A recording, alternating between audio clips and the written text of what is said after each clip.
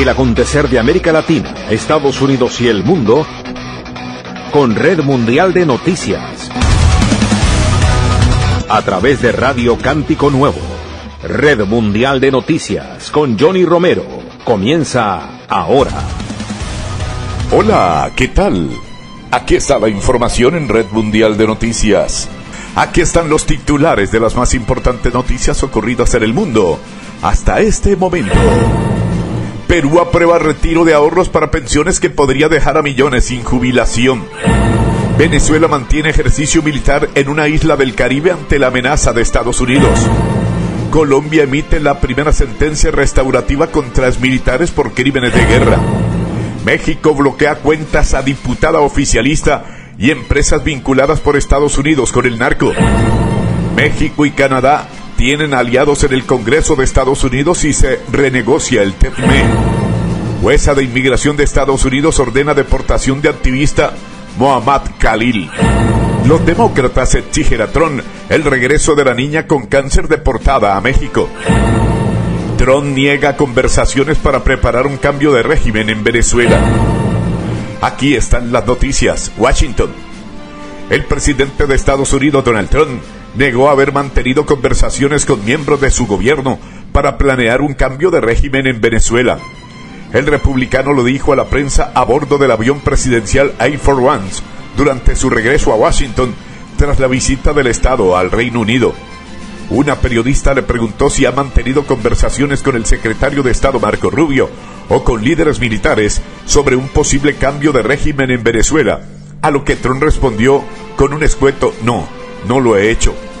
La tensión entre Estados Unidos y Venezuela se ha elevado en las últimas semanas por el despliegue militar estadounidense en el Mar Caribe, con el argumento de combatir, según Washington, el narcotráfico proveniente del país suramericano. Según Trump, las fuerzas estadounidenses han hundido en aguas internacionales hasta ahora al menos 3 embarcaciones que presuntamente transportaban drogas, matando a las personas que iban a bordo. Pero Venezuela niega que fueran traficantes y califica los ataques de ilegales. El presidente venezolano Nicolás Maduro ha advertido que Venezuela está en una fase de lucha no armada, pero subraya que si fuera agredida por el imperio estadounidense, pasaría inmediatamente a la lucha armada para enfrentar al grupo yanqui estadounidense invasor. La administración de Trump ofrece una recompensa de hasta $50 millones por información que conduzca a la captura de Maduro, a quien acusa de liderar el cartel de los soles, algo que el gobierno venezolano niega rotundamente. Washington. Un tribunal federal de apelaciones en Estados Unidos rechazó la solicitud del gobierno del presidente Donald Trump de anular la orden de un juez que dictaminó que había revocado ilegalmente las protecciones temporales contra la deportación concedidas a 600 venezolanos que viven en Estados Unidos. En una decisión a última hora del miércoles, un panel de 3 jueces del Tribunal de Apelaciones del 9º Circuito de Estados Unidos, con sede en San Francisco, se negó a poner en pausa el fallo de un juez del 5 de septiembre.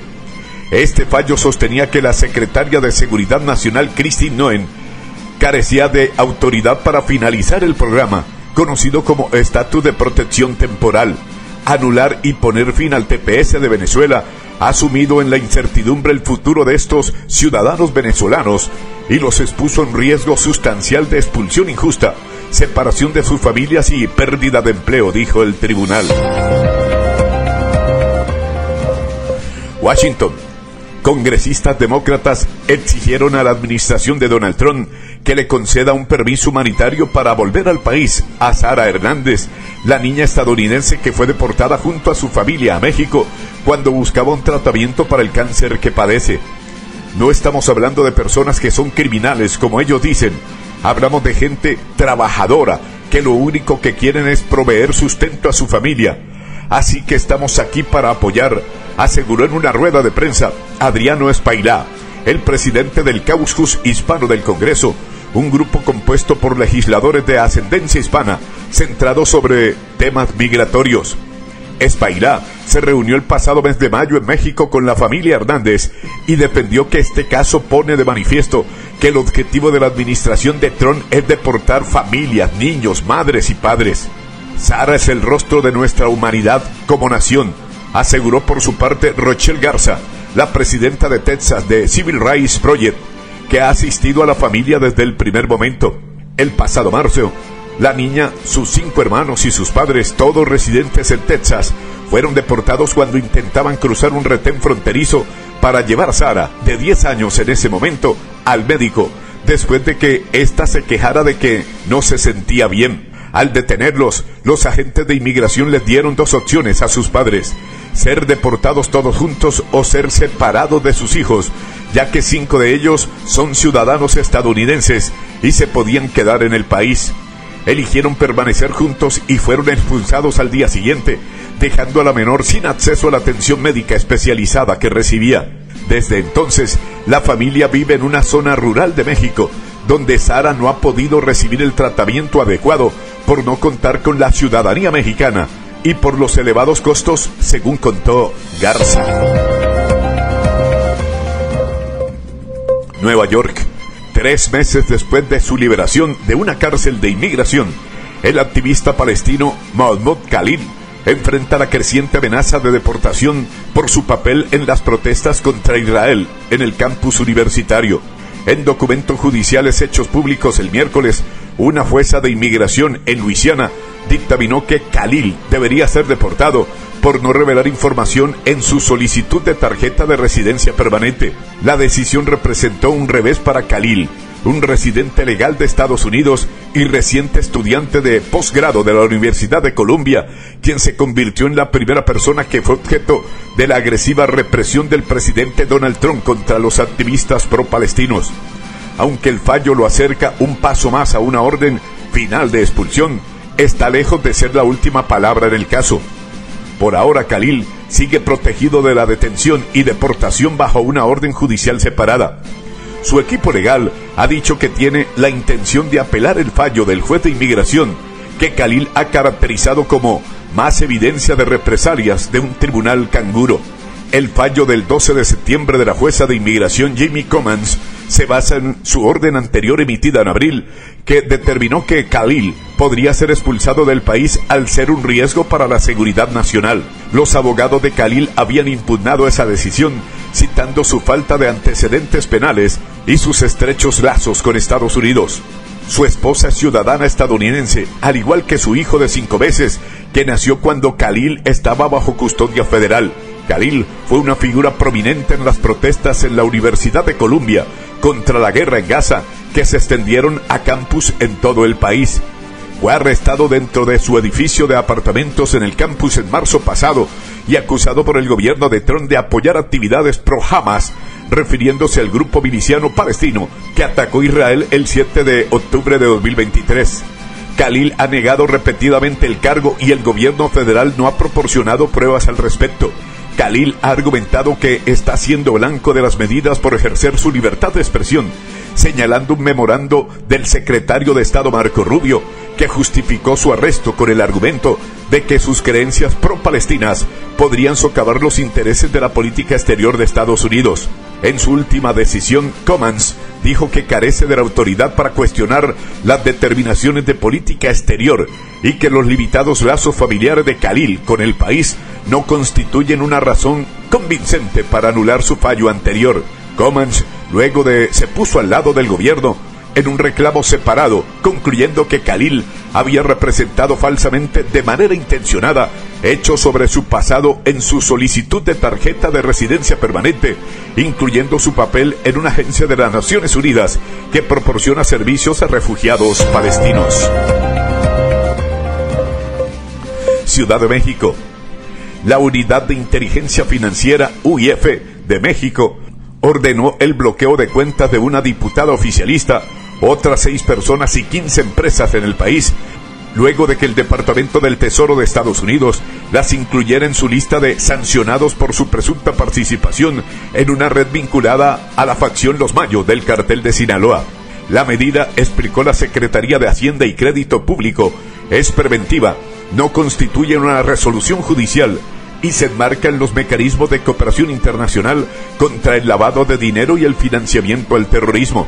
El comunicado oficial detalla que el Tesoro estadounidense designó a 22 objetivos en México, 7 personas físicas y 15 personas morales.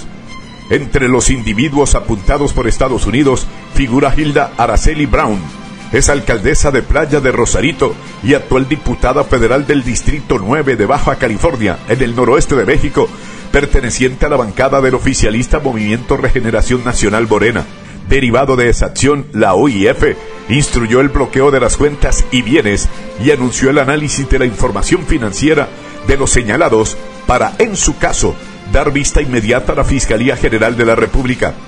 La autoridad financiera subrayó que la integración de listas internacionales permite coordinarse con el sistema financiero nacional para impedir que recursos ilícitos ingresen o se dispersen en la economía. Ciudad de México. México y Canadá contarán con congresistas aliados de Estados Unidos si se renegocia el Tratado de Libre Comercio entre estas tres naciones, el TEPME, destacó el Instituto Mexicano para la Competitividad. Los procesos actualmente en curso son para la revisión sexenal de TEPME, programadas para el 1 de julio de 2026, de conformidad con el propio tratado. Sin embargo, en caso de que ésta se convierta en una renegociación, los tres países deberán seguir procesos adicionales. En Estados Unidos, de acuerdo con su Constitución, aunque el Ejecutivo puede negociar tratados internacionales, la autoridad sobre el comercio recae en el Congreso.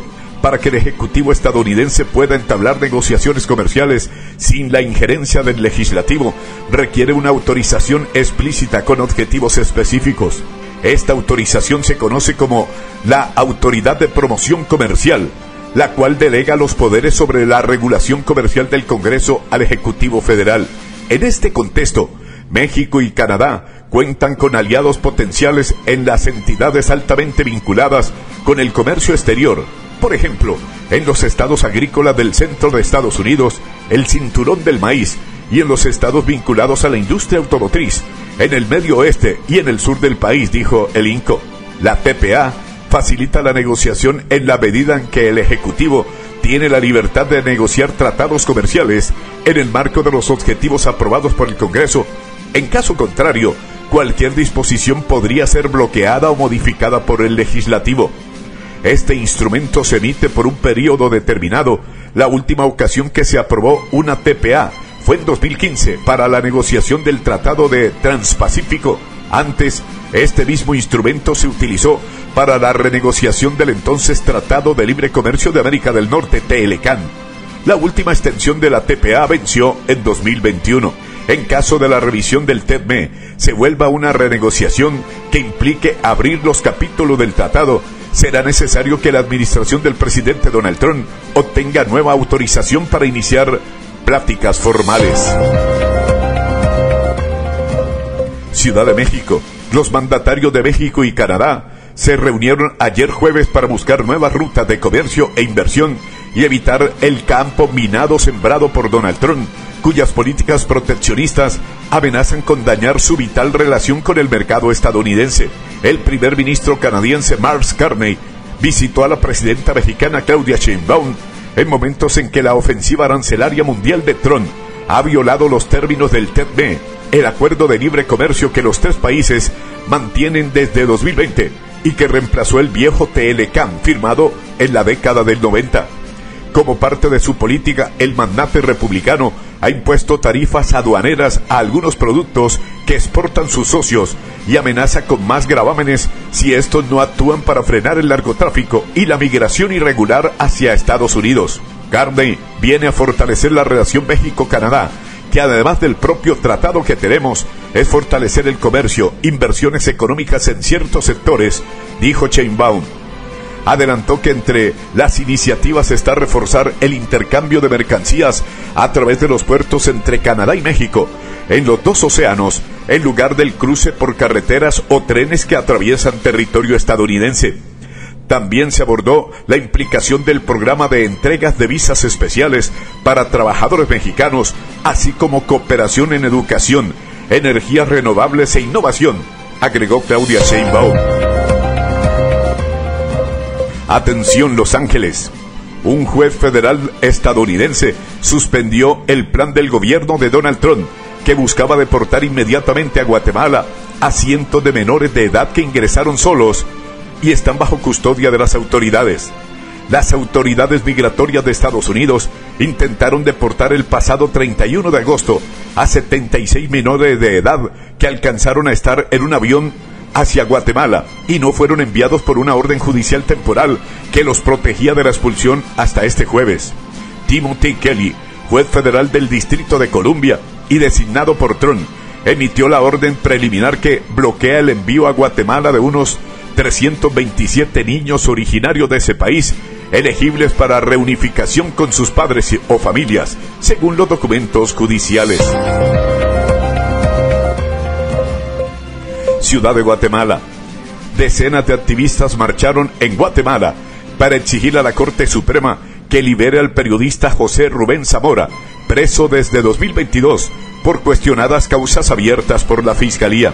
El periodista de 69 años, fundador del extinto diario El Periódico, ha pasado más de 1000 días preso por supuesto lavado de dinero y otras causas que organismos internacionales y varios gobiernos califican como un intento por silenciarlo de la Fiscalía y del anterior gobierno guatemalteco. Entre octubre de 2024 y marzo de 2025, el periodista estuvo bajo arresto domiciliario, pero la medida fue revocada por petición de la Fiscalía. La Corte tiene pendiente resolver un recurso de amparo que podría permitirle salir de prisión. Este proceso es prácticamente una venganza de quienes se sintieron señalados en la época en el que el periódico denunció muchos casos de corrupción, dijo el presidente de la Asociación de Periodistas de Guatemala, Mario Recinos. Agregó que la fiscal general Consuelo Porras ha utilizado una serie de sortilegios jurídicos para mantener en la cárcel a Zamora, considerado preso de conciencia por Amnistía Internacional. Ciudad de Panamá.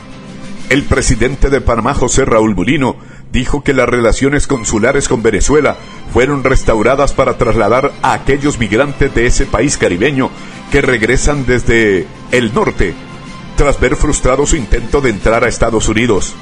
La crisis venezolana no termina, al contrario, se agrava, produjo múltiples consecuencias. La ruptura de las relaciones completas fue una de ellas. No hemos restaurado ni estamos pensando en restaurar las diplomáticas, pero sí las consulares, por un tema, primero humanitario, destacó el presidente panameño.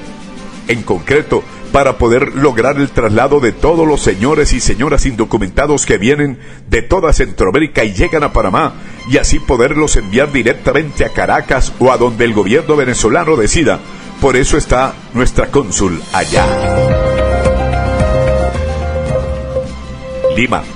El Congreso peruano aprobó un 8º retiro parcial de los ahorros privados para pensiones por un equivalente de hasta $7.500 millones, una medida que podría dejar a millones de personas sin fondo de jubilación según analistas. El retiro fue aprobado por una amplia mayoría en el Congreso y se espera que sea promulgado por el gobierno tras el respaldo previo que mostró la presidenta Dina Boluarte en medio de presiones de la oposición. El ministro de Economía Raúl Pérez Reyes había dicho al inicio de la semana que un nuevo retiro de los ahorros implicaría la salida de hasta unos 26.320 millones de soles del sistema privado de pensiones, equivalente al 22,7% del monto total que administran las empresas de jubilación en el país. Las 4 empresas de fondos privados pensiones de el Perú administran actualmente unos 118.000 millones de soles, unos 10.1 millones de afiliados, según datos del regulador. Con la medida aprobada en el Congreso, cada afiliado al sistema privado de pensiones podrá retirar hasta 21.400 soles, unos $6.000 de su fondo de jubilación. Los retiros de pensiones comenzaron en 2020 como una medida excepcional para minimizar el impacto de la pandemia, pero analistas dicen que los sucesivos retiros han afectado la estabilidad del sistema de ahorro privado, que nació en 1993. Guayaquil, Ecuador. El fiscal general del Ecuador, Wilson Toainga, pidió que el expresidente Lenín Moreno sea llamado a juicio como presunto autor del delito de cohecho, por supuestamente haber recibido él y su familia directa más de $1 millón en sobornos de la empresa estatal china Sino Hydro para la construcción de la central hidroeléctrica Coca-Codo Sinclair, la más grande del país. Toainga hizo el pedido ante el juez Olavo Hernández durante el quinto día en el que se desarrolló la audiencia preparatoria de juicio, en la que el fiscal también ha acusado de autores y cómplices de cohecho a otras 23 personas, entre las que está la esposa de Moreno, Rocío González, su hija, sus hermanos y ex empleado de la compañía. En el denominado como caso Sinohidro, la Fiscalía ha puesto la lupa sobre una presunta red de corrupción alrededor del proyecto de construcción de esta central hidroeléctrica y estima que Sinohidro pagó en torno a $76 millones en supuestos sobornos. Bogotá. La Jurisdicción Especial para la Paz, JEP, condenó ayer jueves a 12 exmilitares colombianos a penas restaurativas de entre 5 y 8 años por crímenes de guerra y de lesa humanidad, como máximos responsables de 135 asesinatos cometidos en el norte del país entre 2002 y 2005 en el marco del conflicto armado. Dada la gravedad de los crímenes y el papel que desempeñaron en los mismos, todos los comparecientes deben cumplir la sanción propia de máxima de 8 años. A este monto se le aplicó un descuento proporcional al tiempo que permanecieron privados de la libertad en la justicia ordinaria, señaló la magistrada de la JEP, Ana Manuela Ochoa Arias, al leer la sentencia. Se trata de la primera sanción de este tribunal, creado por el acuerdo de paz firmado en 2016 entre el Estado y la antigua guerrilla de la FARC, contra exmilitares que reconocieron su responsabilidad en los llamados falsos positivos. La sentencia no conlleva penas de cárcel, sino trabajos restaurativos en beneficio de las víctimas. Los condenados, todos ex integrantes del batallón La Popa, son los mayores Guillermo Gutiérrez Riveros y Ever Hernán Gómez, los subtenientes Carlos Andrés Lora, Edward Álvarez Mejía y Elkin Burgos Suárez, los sargentos Efraín Andrade Perea, Manuel Padilla Espitia y José de Jesús Rueda, el cabo Elkin Rojas y los soldados Yeris Andrés Gómez, Alex José Mercado y Juan Carlos Soto. El tribunal les impuso la sanción máxima de 8 años, aunque aplicó descuentos a quienes ya habían empezado a saldar su deuda con la justicia y con las víctimas a través de procesos penales previos en los que cumplieron penas de prisión o estuvieron sujetos a medidas de aseguramiento, explicó Ochoa. Los sancionados deberán trabajar en 6 proyectos restaurativos que incluyen la construcción y mantenimiento de memoriales y centros culturales, el apoyo en obras de infraestructura y adecuación de espacios productivos y en colaboración directa con comunidades indígenas y afrodescendientes. Atención Caracas, Venezuela. El titular de la Defensa de Venezuela, Vladimir Padrino López, informó este jueves que continúan por segundo día las maniobras militares en la isla de La Orchila, en el Caribe venezolano, con el fin, aseguró, de elevar el apresto operacional ante lo que llamó amenaza de Estados Unidos, que mantiene un despliegue naval en la región. El ministro publicó en redes sociales un video que muestra imágenes de aviones, helicópteros, buques y tanques de combate de la Fuerza Armada Nacional Bolivariana, así como efectivos armados en formación, con un fondo paradisíaco característico de La Orchila, donde está ubicada la base aeronaval Antonio Díaz. Así continúa la maniobra de campaña Caribe Soberano 200. Los soldados y soldadas de la fuerza están demostrando una vez más que esta patria tiene quien la defienda, escribió Padrino López en la publicación. De igual forma sostuvo que los funcionarios siguen preparándose en el terreno para así elevar el apresto operacional ante la amenaza militar que se ha levantado en el Caribe contra Venezuela. Atención Miami. Estudiantes de la Universidad Internacional de la Florida protestaron contra un acuerdo firmado por la institución que permitirá a la policía escolar interrogar a los estudiantes sobre su estatus migratorio y detenerlos si sospechan de que están ilegalmente en Estados Unidos. Una treintena de personas acudieron a la concentración organizada en los jardines del Graham Center de la universidad con pancartas en las que se leía ICE, acrónimo de Servicio de Control de Inmigración y Aduanas ICE, fuera de la universidad, mientras gritaban que la letra I de la sigla del centro se hace referencia al carácter internacional de la institución. Lo que hace ese acuerdo es que básicamente utiliza a nuestros policías de la FIU para interrogar y detener a estudiantes migrantes por su estatus migratorio. Este tipo de acuerdos son voluntarios, son bien impopulares en una universidad como FIU, donde la mayoría de los estudiantes son latinos, dijo Dariel Gómez, uno de los convocantes a esta protesta. El acto tuvo lugar al mismo tiempo que la Junta Ejecutiva de la universidad mantenía una reunión en el campus, y Gómez, miembro de la Unión Estadounidense por las Libertades Civiles ACLU, advirtió que seguirán organizando manifestaciones hasta que la universidad decida salir de este acuerdo. Amigos oyentes, por el día de hoy llegamos al final de Red Mundial de Noticias. Mi amigo personal Federico Santiago y Johnny Romero les acompañamos. Les invitamos el próximo lunes a nuestra emisión diaria de noticias. Feliz fin de semana para todos. Hasta pronto. Bye.